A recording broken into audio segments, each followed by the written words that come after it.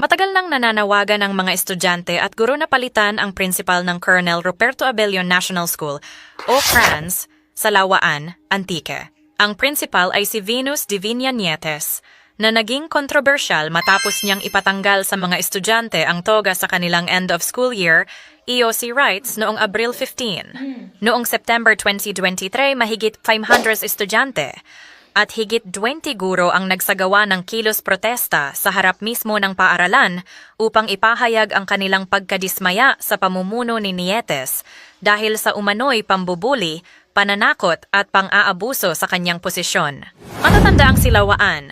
Antique Mayor Aser Balajay mismo ang nanawagan sa Department of Education na gumawa ng paraan upang mailipat si Nietes sa ibang lugar. Ayon kay Balajay, bago pa man italaga si Nietes sa kanilang bayan, naging magulo na rin ang sitwasyon sa dalawang paaralan na kanyang pinanggalingan. Sa Kulasi at Tobias Fournier, sinampahan din si Nietes ng mga kaso at may mga petisyon mula sa mga magulang at guro na siya ay tanggalin sa pwesto.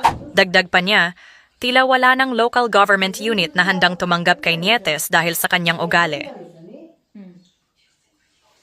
I see.